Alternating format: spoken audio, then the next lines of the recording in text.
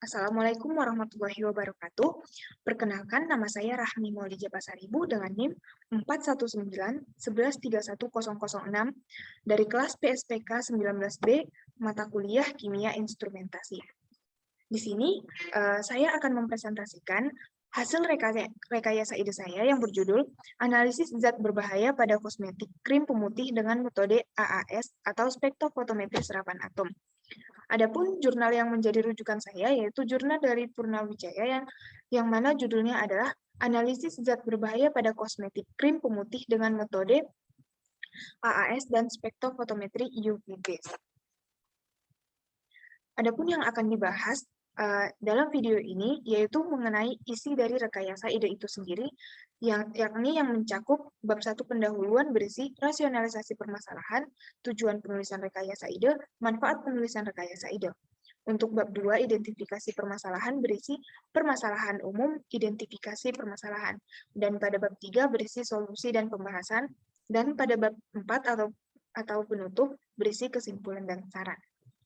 Baik, untuk yang pertama, bab 1 pendahuluan, yang topik pertama yaitu rasionalisasi permasalahan. Pada rekayasa ide ini, saya melakukan analisa terhadap sebuah jurnal mengenai analisis zat berbahaya pada kosmetik krim pemutih dengan metode AAS dan spektrofotometri UV-based, di mana permasalahan yang dibahas dalam jurnal ini adalah terdapat sebuah zat berbahaya dalam suatu produk krim yang digunakan oleh masyarakat,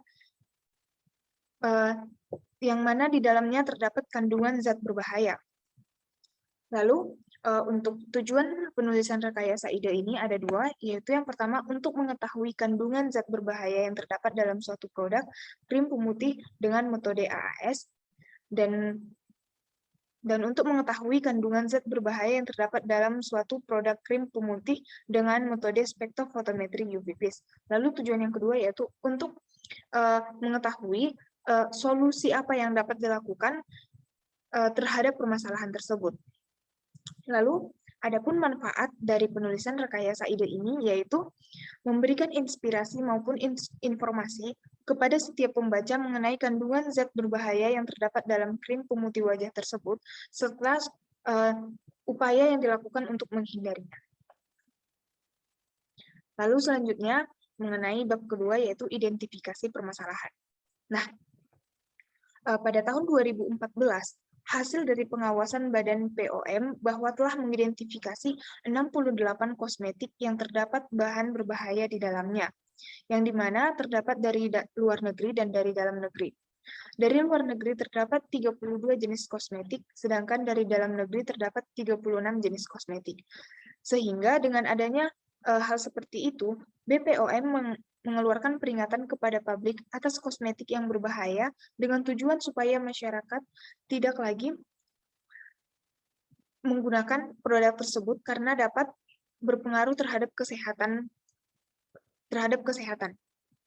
Nah, kemudian pada tahun 2016 hasil terbaru dari pengawasan Badan POM bahwa ada 9.071 kosmetik yang disita yang mengandung zat berbahaya dan sudah diidentifikasi di dalamnya terdapat merkuri.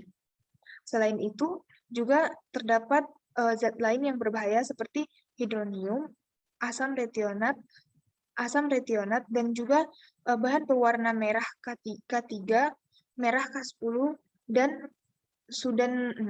Serta kosmetik tersebut adalah kosmetik impor yang ilegal. Kemudian, pada bagian identifikasi permasalahan. Banyak produk kosmetik diformulasikan dari berbagai bahan aktif yang bereaksi terhadap jaringan kulit, yaitu khususnya krim pemutih. Menggunakan kosmetik yang terdapat bahan-bahan bahaya bisa menyebabkan iritasi pada kulit, misalnya terjadinya kemerahan atau rasa terbakar. Kulit menjadi terkelupas, otak akan mengalami kerusakan secara permanen dan juga gangguan pada ginjal dan serta dapat menyebabkan kanker. Selanjutnya, pada bab 3, yakni berisi tentang solusi dan pembahasan. Solusi yang dapat ditawarkan yaitu pemilihan produk krim pemutih harus diperhatikan dengan baik dan benar, mengingat produk akan digunakan dalam jangka waktu yang lama. Adapun cara yang dilakukan dengan meningkatkan pengetahuan masyarakat mengenai zat berbahaya yang terkandung dalam produk krim pemutih dan mengetahui akibat dari zat berbahaya tersebut. Selain itu, diharapkan agar pihak dari Balai BPOM memberi pengawasan yang ketat terhadap produk-produk yang baru, terutama produk kosmetik, karena efek yang ditimbulkannya sangat berbahaya pada kulit wajah. Nah, untuk pembahasan, dengan menggunakan metode analisis yaitu spektrofotometri serapan atom, bisa sangat efektif sebab frekuensi dari radiasi yang bisa diserap yaitu karakteristik pada setiap unsur.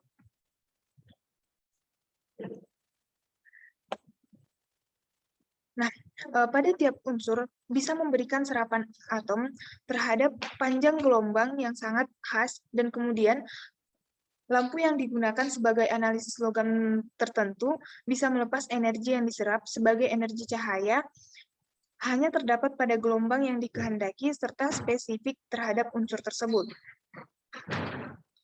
Nah, untuk pembahasan selanjutnya mengenai merkuri. Peraturan Kepala Badan Pengawasan Obat dan Makanan Republik Indonesia atau BPOM mengalami perubahan peraturan, yakni yang diatur dalam Peraturan Badan Pengawasan Nomor 17 Tahun 2018 tentang perubahan atas peraturan persyaratan cemaran mikroba dan logam berat dalam kosmetika, yang dalam peraturan tersebut dijelaskan bahwa persyaratan cemaran logam berat dalam kosmetika untuk merkuri atau dengan rumus kimia Hg yaitu tidak boleh lebih dari 1 mg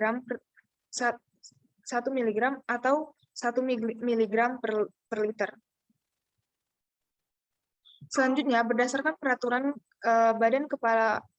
Badan Pengawas Obat dan Makanan atau BPOM Republik Indonesia Nomor 18 Tahun 2015 tentang larangan penggunaan merkuri, yakni peraturan tersebut diubah lagi pada tahun 2015, di mana terdapat larangan penggunaan merkuri dalam sediaan kosmetik, karena dalam konsentrasi kecil, merkuri dapat juga menjadi bersifat racun.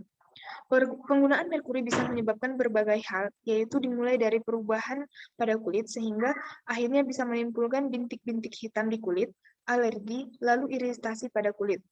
Kemudian terjadi kerusakan permanen terhadap susunan syaraf, ginjal, serta terjadinya gangguan perkembangan pada janin, bahkan paparan jangka pendek dalam kondisi tinggi yang bisa menimbulkan muntah-muntah, diare, kemudian kerusakan ginjal pada manusia. Nah, pada bagian bab 4 atau penutup yang dibahas mengenai kesimpulan dan saran. Yang mana kesimpulannya yaitu spektrofotometri serapan atom atau AAS adalah suatu alat yang digunakan pada metode analisis untuk penentuan unsur-unsur logam dan metaloid yang berdasarkan pada penyerapan cahaya oleh atom. Metode SAA atau AAS ini dalam hal ini mempunyai keunggulan selektivitas dan sensitivitas yang cukup baik untuk analisis merkuri total dalam sampel. Dari beberapa hasil analisis yang diperoleh menunjukkan adanya senyawa merkuri yang terkandung dalam krim pemutih wajah yang beredar di Bolang Mondowo, di mana mengandung merkuri dengan kadar melebihi batas persyaratan yang telah ditentukan oleh pemerintah.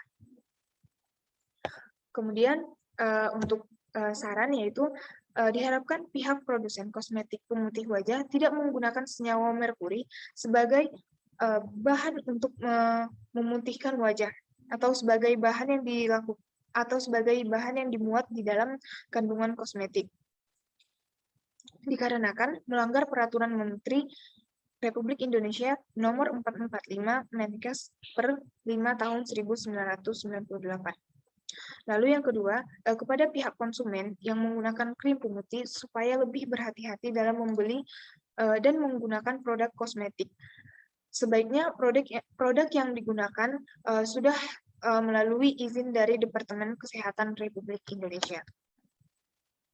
Nah, demikianlah presentasi yang dapat saya sampaikan. Wassalamualaikum warahmatullahi wabarakatuh, dan terima kasih.